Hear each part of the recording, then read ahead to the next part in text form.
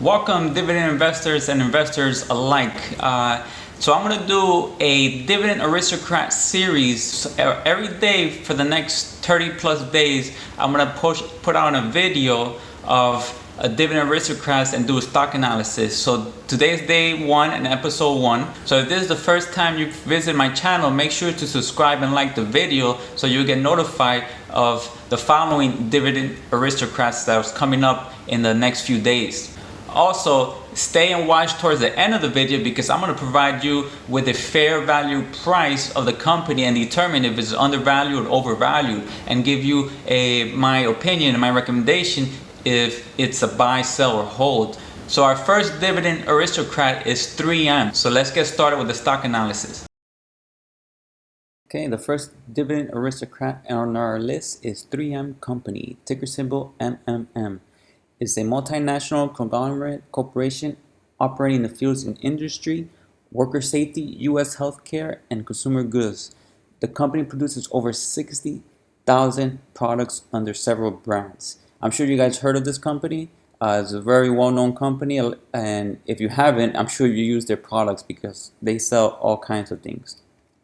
If we look at the fundamentals, revenue has been basically flat at 2.1% annual growth rate from 2010 to 2019. Net income even slightly worse than that at 1.3% in that same time period. But the company does have a great credit rating of A+, which is the investment grade. Operating income also was flat in that 10-year period at 0.3%. Earnings growth, however, had a modest growth of almost 5%. But in the past 5 years, the company has averaged a little worse than the 10-year average. So it looks like they're still making money and making profits, but the pace is slowed down.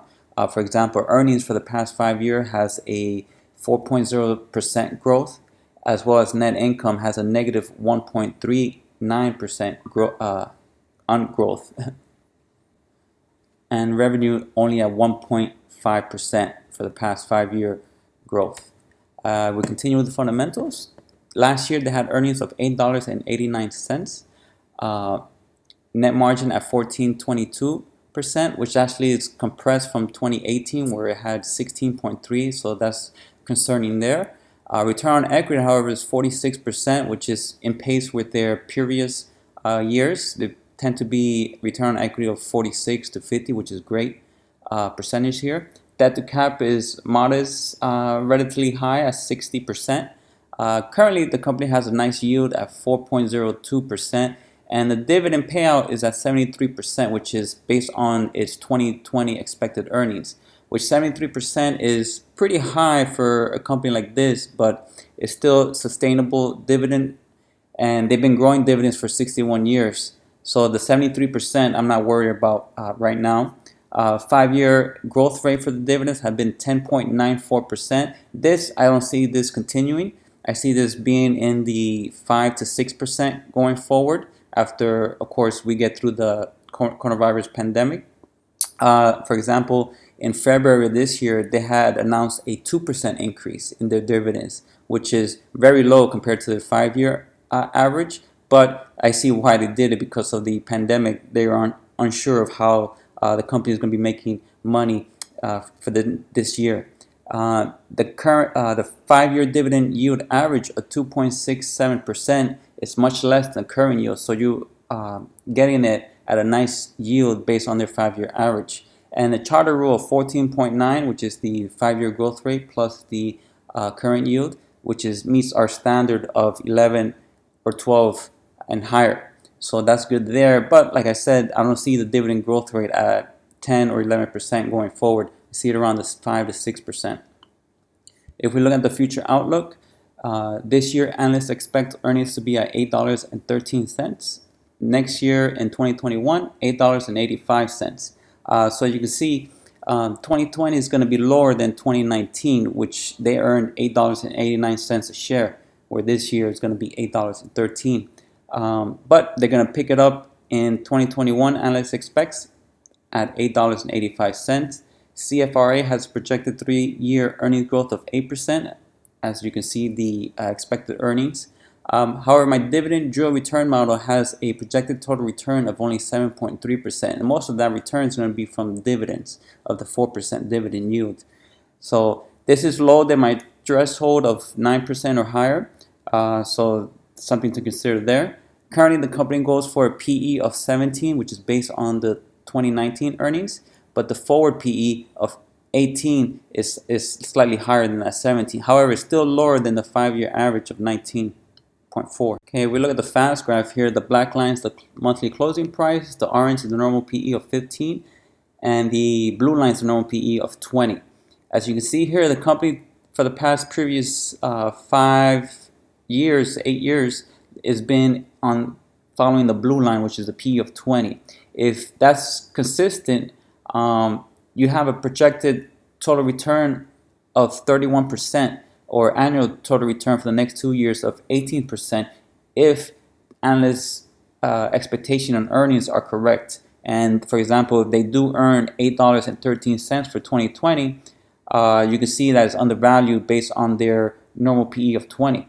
If they earn $8.85 for 2021, you can see you have a total annual return of 18%, which is great.